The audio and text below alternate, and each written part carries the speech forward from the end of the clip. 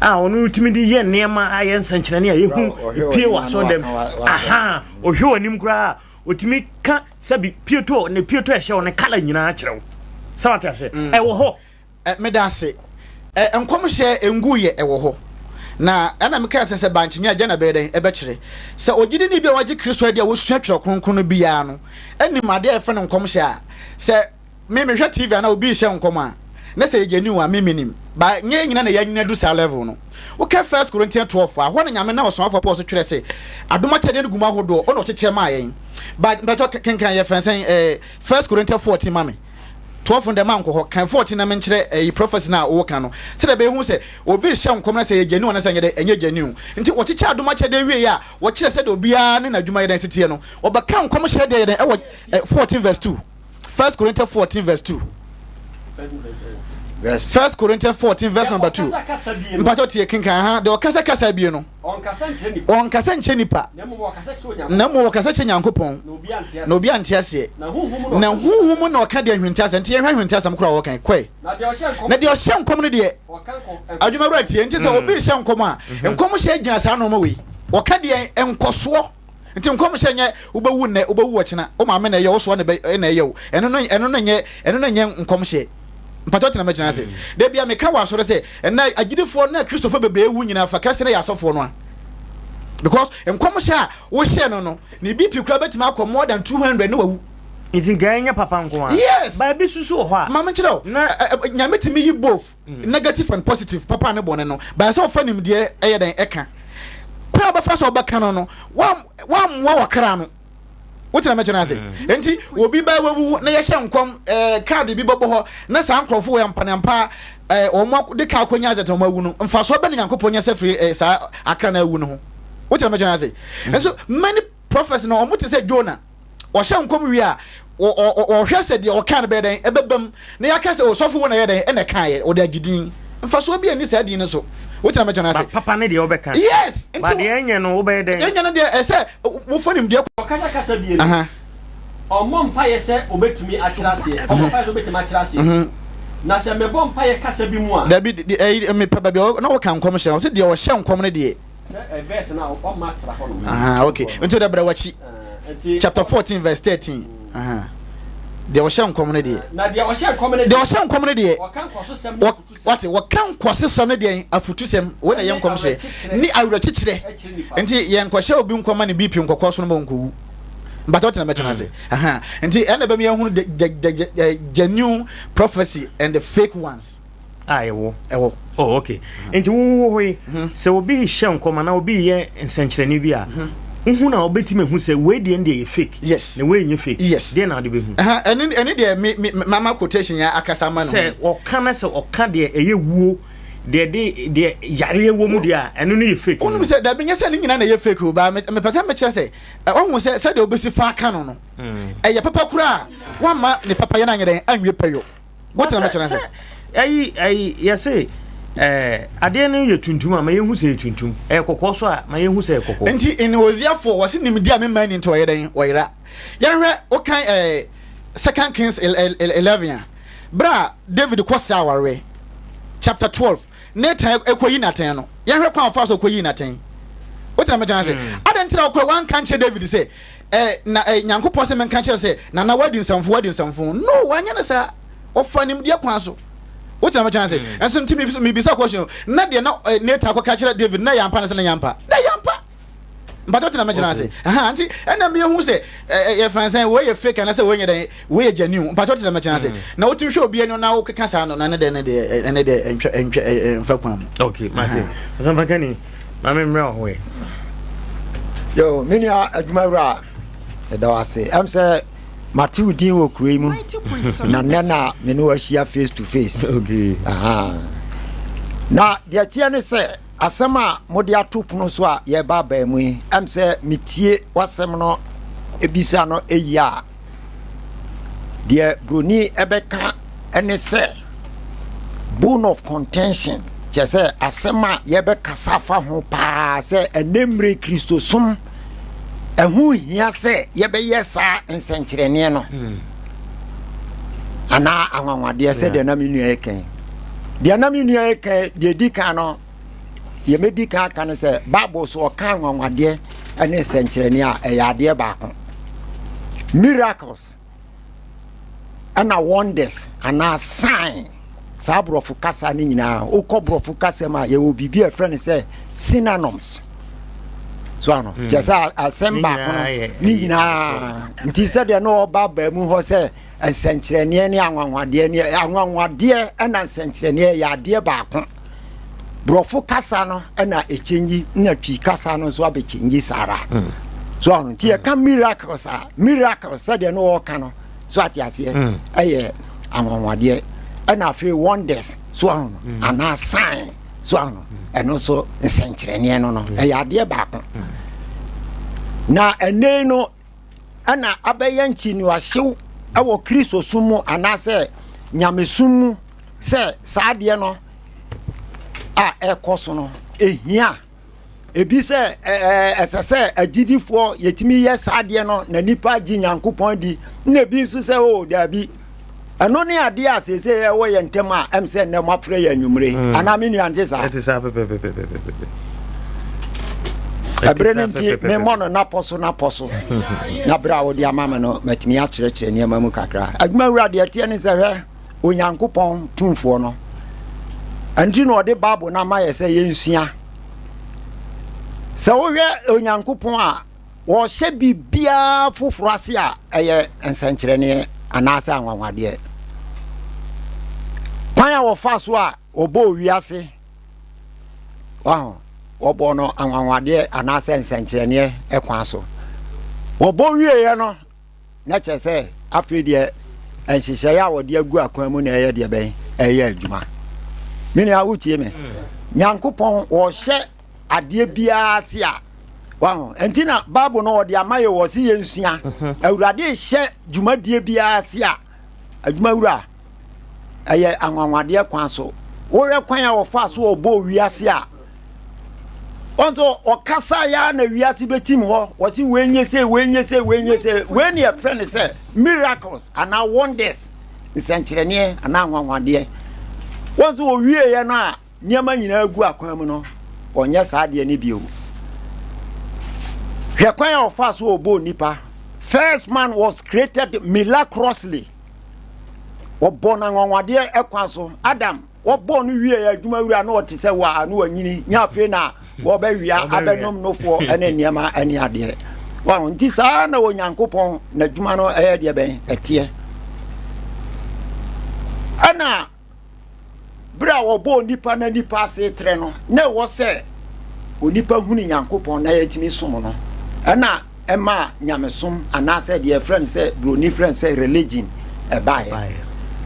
na Jiwfo no anase Israelfo no ena Onyankopɔn di kan efa wo mo a wo mo ye o man ajanom no efri Adam no ni no anom ni ade penso ba ni nyira ne enhye da ni osompa egina ho a wo munya wo mapam ti se ye wo apam dada ene apam foforo enemre na bi ni wo sa na ye family religion wow ndi ho no ye friend patriarchal age ajanom abreso e wo se de Onyankopɔn no wo mo nante ye nti Moses abreso ana yebeti se Onyankopɔn efa Moses na wofa oman Israel na fe obeye osom edema omo nti apam dada na yehu ni sa no ene ayi no broni friend national religion eye oman ba ko person enye wiase nyina asom Israel for no Onyankopɔn no omo ye de ben enante ye nti Old Testament sa 39 books na yehu no ho from Genesis up to Malachi no so no ni nyina ye it talks about Israel religion enti se Nyankopɔn wo be hye dwumadie bia ase a esense wode anwanwade a na nsenkyerene na hye ase no anu nti na wuhu ne sa no nti bra wo frɛ Moses no wode anwanwade ne nsenkyerene ne ayi se de na menua no ekenka wo mo ne Aaron ene ade eyeye no so ano nti ane de niam bebre ene eye de be esi ho enti wone Israelfo no sumna wono wo mo hyehyeye no eduru baabi no Israelfo no gu hu fi mo ye ne basa nti Onyankopɔn ka se sa som no na ni nye ho nti ode som foforo be ye de be ebeba Minu yantumrika no onko Jeremiah chapter 31 verse 31. Jeremiah 31 verse 31. Yenti asem kakra. So nti we no dia me bon naposo na fi yahu apamo a me ne wona agyanom pam ye me ne wo magyanom ye dia ben epam ye no da me so me onsa eyi on free Misrim da me so won say yi won free Misrim asase so no won de obu ma pam won say wo so wo mo ye dia ben ebu apam no so adwuma wura no obi ya apam say na ayi obu apam no so won say adwuma na say enti awurade ani anye saa ayi no ho enti wo ye say osiesie wo no ankasa ne ba amana aba enuti no ofa akomhyefo bebre bo no hu dawuro so ayeti se nansi ana Ghana ye beto aba o ze ye hyase a na mo ye campaign ne niam ania sabi no mo ye ma Yesu Kristo Sompa FM nti bra Jesus nso eba ye no na che se onyankopon enam no so de som foforo ye de ben eba o de apam foforo nti anya sam kitwo o enti abeda na ebetimi ahunu se we nyankopon ba anase ofiri hifa anase ayi nti se de na meni ane kase banchi nya jana bekire ne Yesu na djuma obeye ye no ana ma ye hu se we nyankopon ba nti ono so ba ye no be ye nsenkyene ne niema ani ade bebre so ano nti se de we no enhye danye full time say yenya yisi e be ye ntina me pono ne pono so no enti na che say de oba say o che ne say ene sa de ne eni hobi enti mama no si eno ana me ka be si wudi no so no so no anu nti Yesu e ba ye no wono so be ye nsenkyerene obefa nipa du mienu asomafo a woto on din say asomafo etreni wo mo e ma wo ma won sa tumi no wo so ye nsenkyerene ni anwanwade de ben e bebre so ano enu nti minia me bono tofa na me de ma no asi no sa bre ni nti no de tie ne se so usua Bible na asembisa bi wo ho say what was the purpose of miracle or wonders san senkyerene no die nti e na onyankopon de bae e wo sumu nyamesumu so sa bre no na Bible ni wiase o kire kronkron we na ni ho bibie ni ho wiase ye sum broni fre ne dark ages na nanom omotia busunsumu ni enubone ni ade mu nti se wanya ade anu odin pa ultimate convince wo mo ultimate twu wo mo ma awurade nchen nti onyankopon di sa tumi akese ne ye de ben edi wo mo anim so ano nti enko Hebrews chapter 2 so ano Hebrews chapter 2 verse verse 1 to 3 na yenti asem kakra e wo the purpose the mantia nyankopon di sa nsenkyene no eye de ben e de ma wo mo so ano Hebrew fo nguma na etimienu ka firi nyimu ba kokopem 9 no tentem na yenti asem kakra e wo yenti esese ye so no ma yatie ne mu amana bro so wasi wenti esese ye nemre ya Kristo aba yenya Kristo som no ye so nsem na wodi ba ye numu amana bro so na yansa ne ho dabi na sa asema wona mabofo so kan ye ne timi na sa asema wona mabofo so kan ye ne timi ye na mrato ne asodin bi anya na katua esa na mrato ne asodin bi anya na katua esa yesu se ye mu nkwaje kese ye se ya yesu nkwaje kese ya yesu di abre ye mu ye bedwane afiri mu sen eno na awurade firi ase kan ye tie yo o se eno na awurade firi ase kan ye no wona wote ye ne hye mudin ema ye nti wo ma mudi kan tie yesu no mo hye mudin ema ye na wonyankopon enso o de tie o na awurade nyankopon no ankasa nso ede nsankyerene ye wote ye ede de be nsankyerene eni awanwade mbaja wote ye nti na kasa ni nyina ya de baako onyankopon de be nsankyerene ene de wonders ene ahoɔden ahodoɔ when your friend is science ne ho kronkron a wɔkyekyɛ mu ma ne ho kronkron a wɔkyekyɛ mu ma wɔn sɛ deɛ wɔpɛ no edi ho adansie bi wate ɛyɛ deɛ bɛn edi ho adansie ebi waho enti saa ayiwe enti ɛna onyankopɔn de adeɛ ne yɛ deɛ bɛn ɛbɔ wɔn kyi dɔm enti bra yɛwurade kristosom ebesi hɔ ewie yɛ na otintim dwumadie ni nyina na masomafo no so na kristosom ebegye atese ewo wiase no na afi wo mu wie Bible no etwere no binia edofo kyerɛsɛm no ekyerɛ sɛ Bible no ena ye akwankyerɛ authority in religion ye pebibia ne ade a ye misa Bible no nti senkyerene ne nneɛma Nyankopɔn de di ho adanse ne ade ne de wayɛ de bɛn wayɛ awie nti na yewura Yesu wɔse obi ba se wɔso oba ba yɛ yi bia yentie Matthew chapter 24 verse 24 wodi kan ho asɛm ansa na wɔkɔ Matthew chapter 24 verse 24 24 verse 24 tama no otiase na odi kan ho asɛm ansa na wɔkɔ okay sɛ na adwuma ne tim na so owi a akire no nipa bi bɛba na yentie de on bɛba bɛyɛ kɔ ɛno na sɛ obi ka sɛ hwɛ Kristo no wɔ ha ate nti wɔ se sɛ na adwuma no nya tim wie na kyina bi obi ba no ɔbɛka kyerɛ sɛ adwuma wura abraha na ha na Kristo no wɔ anaasɛ ɔwɔ ha anaasɛ ɔwɔ ha munyinni ma ɔse ma mo nya deɛ bɛ ma nyinni na Kristo atorofoɔ wote Kristo atorofoɔ ne adiifoɔ atorofoɔ ane adiifoɔ atorofoɔ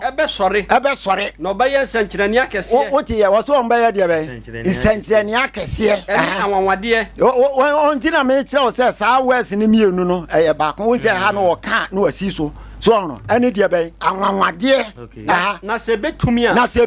a anka ɔbɛdaadaa wɔn a wayi wɔn no mpo ɔbɛdaadaa wɔn a wayɛ deɛ bɛn wayi wɔn no mpo enti ɛnɛmire no yɛnsom na afei gyidie ne adeɛ a yɛn ani da soɔ ɛho ahotɔsoɔ na afei gyidie ne adeɛ a yɛn ani da soɔ ɛho ahotɔsoɔ ɛne nneɛma yɛnhunu ho adansegyeɛ adwumawura wote yɛ ɛne deɛ bɛn nneɛma a yɛnhunu ho deɛ bɛn adansegyeɛ that is faith enti sɛsi a yɛteɛ wahunu Nyankopɔn da wahunu Nyankopɔn da bɛsɛ wohwɛ nneɛma a ɛwɔ wiase ne adeɛ a wogye di sɛ yes ɔkɛseɛ bi yɛ deɛ bɛn ɛwɔ hɔ nti tam ne nti verses no Hebrews 11 verses no na gyidie ni mu a na ɔse sɛ gyidie ni mu a obi ntumi nso ani obi ntumi nso Nyankopɔn ani na ɛsɛ de ɔba Nyankopɔn nkyɛn na ɛsɛ obi biara a woba Nyankopɔn nkyɛn ne sɛ ogyidi sɛ ɔwɔ hɔ ogyidi sɛ ɔyɛ deɛ bɛn ɔwɔ hɔ na ɔyɛ wɔn a ɔhwɛ n'akyiri kwan na Awurade yɛ wɔn a hwehwɛ n'akyiri kwan no nti na wei ne yɛde sum Awurade o faith gyidie nyɛ nsɛnkyerɛnneɛ ɛne nneɛma sɛ obi ka sɛ nyame ama na dom na otimi de san yare nyame ama na dom ɛma ebia bibi ekoso na waba wo nkyɛn sɛ sɔfo boa me a eni hɔ biom me pacho saa era no saa mre no atwam okay atwam usua babo a ɛna me kyerɛ sɛ bra na babo nya maaye no so hono ɛna na saa ne ma no yɛ de bɛn ɛwɔ hɔ mfanto a betuma yɛ ne sɛ wɔn sɛ first pa na adwumawura na yɛ wɔ bibi wɔ a yɛ frɛ ne sɛ communication ɛm sɛ baabi a wɔduru de wu yɛ me boa na obi nya call efiri aburokyire ni ayi akyɛse akɔfrɛ no ɛkɔtena hɔ meboa that was the era sabre no saade no na ayɛ deɛ bɛn aba wo sɛ mobile phones start ya eba ni ade ato obia nya wo sɛ saade no na ayɛ deɛ bɛn sa pepepe na saade we tie so ɔmo sɛ kwansa ha no na wɔ post office na wɔ ayi abrosa ya wɔ ha yɛ so atiaseɛ abrosa okay rooftop ba omo se na unse na e bi susu a esisisi Ghana Telecom so ano enti sa pepepe na sa asem ya ye kan ye de ben etie enti babu ni nya maaye no e no Onyankopɔn ma so ano enipa bi sa adom no ene ade ana omo de ye sa niema no na ye wie babu no twere ene ade no no se mo obi amfa bibi nka ho obi anso nyi bibi mfi mo opa kwankyere bia na se bibia bisa bible no yes it is say asofo a omoba ebia bepese metu kwan kwa brochiri bepese me yese o se mema kwankyere koye ebim so ya ebam oh ai wan say minia okenkan babi e kire wo no say Moses tama okọ Pharaoh ho so no ma minia ntumrika call Exodus chapter 7 verse 11 Exodus chapter 7 verse 11 nti ade bi wo hu na amane nya wonwanwa so ano na tie die Nyankopɔn aka no on se yewura wo kɔ no wotu na numu tuo prince ne kura chiri no nkrofo bi so ebeba wankaze on se wo se wo mba ya nwanwade on se wo de adjective bi qualify free tete ko Exodus 7 verse 11 na Pharaoh so frafre na nyansafo ne entafoyifo ba wate Moses nyame asoma na wo se wo kwa fa opuma no to na enna ne de be owo so hono won se ayi Pharaoh so wo koye saade no se na we dia se nye ayi bia ono so frɛ na komfo ne nkrofo won Misri ma konfo no so de won asuman nyoma ye osa na won nyina de won empoma toto fom na edane dan wo twiase wate nti you Moses dia na dane twiase no twiase owo ana konfo su dia na dane sanete na on se Moses dia ne sesa wo momene so ano enti sanete efri titi ade bia nyankopon ye no tamfo bonsam ye imitation eye dia ben e wo asati so enti na che se wo be ka se sa ne ma no a asofo no binum ye no efri baabi ayi che se we tricks azan so ano but also bagani me minimo bia na opeso otu kwan wa ya ontimi nko okọ sofo bi ho ene yoko minia ana me kire wo se so no se wo ka wo ba mama kinkan quotations bebre wo de ko 2 Corinthians chapter 11 verse 13 and 14 fear not so on so quotation on so mema ye ni eno so wom se ana me kire wo se ti o uti ade na no wa compare pata so uti a ye ti o maka kire wo se Yesu kan se de wono wa ba ye no wo se ne kura akiri no nkrofo bi su beba on be ka kire wo se Kristo no se me ye de be me wa ha ana ono so aka che se wo ko oni asase su bio enti twresem na me de agya Gyedie na se na obi ba no wo se Kristo no wo ha me ye yi ni ade a na se wo ko wa se ne wa wo jejeje nti ayi no ye compare nti Bible no de ye nyina ye be kenkan na mo nti me a me nim se wo ye papa ana anye papa no yesem ko kan Bible na wo tie de se woni ma kenkan a wo tie de ye kenkan na wo de atoto ho nti wo se ye de ho ma de ye de be etoto ho ma de ho pa to so wo no okay mate man kan we na me ko mark 2 Corinthians chapter 11 verse 13 and 14 2 14 14 is 13 and 14 2 Corinthians chapter 11 na sa nipa ya asomafo atrofo wo se sa nipa so atiase eye de be asomafo de be atrofo adwuma yofo na adafo branding na me born point de ama na nke kan firi animu ha nka obohu niama o mo ya nti wo se ayi eye wo mo ya sa niama ya so atiase bra Yesu na wadwuma na ase wutu kwan ne niama ne wo se sa nkrofo no wo ye adwumayefo atrofo na adafo wo dan wo ho ye se Kristo asom wo dan wo ho ye se de ben Kristo de ben asomfo na nyanwanwa efrise Satan no kwansa kra dan no ho ye se de ben han de ben ebofo efrise na asomafo so dan wo nti se na asomafo so ye se tenene asomfo anya de kasi bia bewie won se de so nti adwuma wura asase we so ayeti no ye tafra hwe ase wo pese utu kwan nyame bre na ye bre pa so obu o de nadwene no akeka niam bi ni ade sa ebi so na wo be kwa no sa na tie nti akohia anse won na ye sa na tie okay my god agwa bay okay mami suminti we eduma medasi sanchirene na sanchirene o nshama yirene masafoma okay of penny say asemo a wode atubia no asemo a very dicey sana bruni beka no very dicey na Gyedie say ene first time will be 8 year I say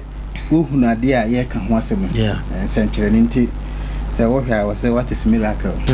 nti ye behwe ye ka miracle from Bible perspective if the Bible FM nti if you hono mo I be say miracle no so ye wo ho and I say ini ho na no so ye hwa free trust mu say ono so ka ho asem nti makam uni ye beto aso say ohwe if the Bible mu 90.7 FM miracle say ne nkyase etiawa me pese me kan no brofo kakra okay na o say a miracle is an extraordinary event that demonstrates God's power. That is one. 2, God's presence. And then the third one is God's intervention in human affairs. A system bia and I say a system one esi na ye hunu say we dey e bin see that and I say ebro nipa entiase so ana ebe kan say nwanwa we dey ye hunu bi men kan sa na ye beti ase enti se ye kyerɛkyerɛ miracle emu ɛwɔ kyerɛsɛm ɛfamu a sei na ye bɛkyerɛ na oba kyerɛsɛm mu ankasa no a the word miracle no kyerɛsɛm na ankasa brofo a metimi aka ɛde akyerɛ me say kyerɛsɛm na ankasa use miracle and signs and wonders interchangeably. Say here can say interchangeably. Just say yetimi efa no ha de echirewe efa no we e de chirewe e dira homa on de interchangeably. Saa nso na yen kasa mu nso no ama saa de yo no akoso a but me hwe senia enei wo my topic no ne senia follow up questions in city na etwe adwene asi awanwade ankasa so se de ye nsensense bibi asi obi ye bibi ebi obi kasaye na ebi a asasi mu apai obi ede ne na akora pem ho ama ade bi asi a enya ade a nkae o se eye ordinary anase yehunu sa enti se de american abie no ani so no sa na trosem ekyirechire mu ede emayen enunti se wo hwe miracles no wo fa ne say a signs I say miracles are seen as signs of God's presence and power. Okay. Enunti say yehunu nsenkyerene a nsenkyerene na yebihunu e wo say yehunu characteristics subinum ewo mu ma edadi hu say ne asi eye ne eda nyankopon ne presence presence me hu say media betwi mam yes aha nsenkyerene sima e kyerɛ mani pa nyina ehunu say nyame ewo ho by that time good na kyerɛ nyame so need to me ne power said ya osi ekano nti yankin kan Exodus chapter 4 Exodus 4 yes verse, as a sign verse 4 8 to 9 okay Exodus chapter 4 verse 8 to 9 yes the sure was I no esuo no mu no bedane emoja wo asas pese no we no ye bra nyame kasa kyerɛ Mose na okwa yi Israel for na from Israel okay enenti okan say kokwa oprim nakoma ma onhunu nia ewo ho enti de na ekoso saabre ni nyina no wo kana na wo nyinni nti waso de senso no gu ho meba na adane moja no mahunu say we kyire bibi se me pese ohene no eba fom na me nkrofo efri Egypt asase so enti eno ye nyame asemo ke no is ayasisemo a nyame manisie se de be hunu se nyame ewo ho at that time ni to me adaidi nti ha no wo kan twosem na wo yusu sign and so ejina hosta yenko John chapter 2 verse 11 John chapter 2 verse 11 you hear John chapter 2 verse 11 in terms of signs no na John chapter 2 verse 11 John 2:11 yes John chapter 2:11 yeah Yesu ensenkyerene mu de dikan yi yes oyo ne Kana a ewo Galilea good na we nanim onyam ekyerei na nasuafo ne gine di sa pepepe erenti ahanso o kan senkyerene enti na medical kan say tie kan senkyerene ene wonders ne miracles are Bible na nkasa use the interchangeably ultimate the efa ultimate the efa na nyina no ekokusi assemble akos nti Yesu nsenkyerene a edi nkan a wo ye na e miracle e yanwade bi nsi da 90.7 nti na ema asuafo no egidie me ampa Yesu ni ampa Yesu ya tenenka e wo ha ampa ne ekoso no ma yehu se Yesu ge wa afi ye hwe no wonders miracles are described as wonders that inspired awe and amazement. Acts chapter 2 verse 19 yenhwe say ye fa say wonders and so say the trosem no isi ekano okay Acts chapter 2 verse 19 Acts chapter 2 asomafo engoma no timi no chimudu verse 19 yes 19 Acts 2:19 na mema anwade abanyami ani osoro yes na nsenkyerene aba asase so efom yes moja ni owisie kumo yes kumo erenti anwade hanso we yuso anwade ɔsia kan sɛnkyerɛne ɛyɛ adeɛ baako na ɔyi so anwadeɛ ɔsia kan sɛnkyerɛne nti Bible no ɛka ne sa Revelation chapter 15 verse 1 na yɛnkɔ ɛsɛ brɛ no nti Revelation 15 verse 1 ɛno nso ɔka nsɛnkyerɛne anaasɛ anwadeɛ ɛwɔ hɔ Revelation adisɛm ti edu enum ichemu baako no Revelation chapter 15 verse 1 asɛsɛn na me hunu sɛnkyerɛne afoforo bi a ɛso na nwanwa ɔsoro so nsɛnkyerɛne a ohunu na ɛsan ɛso nwanwa ɛsan yɛ nwanwa de nti ɔnze sɛde mesi medican akyire mu no Bible na ankasa no ɔka nsɛnkyerɛne wonders ni wei ni nyina ɛka kwa babisi adeɛ baako ɛso mpacho meda ase pa enti asa brɛ no nti okay pɛsɛ mede esi hana yɛkɔ the next aim nse Bible records many types of miracles nsɛnkyerɛne bebree esisi wɔ Bible mu Yesu Kristo yɛ bi ɔde bi fa na somafo ɛso ebi a ɔsoma Mose nsɛnkyerɛne bɛ nti sɛ wohwɛ bra Caleb ɛne Joshua ɛpɛ no ɛne nyinaa ɛyɛ nsɛnkyerɛne ɔde ebi ɛfɛ nipa ɔno Yesu Kristo nankasa so ɛyɛ bi ɔde bi nso fa ne nkoa adiifo so ɛne ti sɛ okay kan Joel chapter 2 verse 28 to 30 no a na meka ba bisi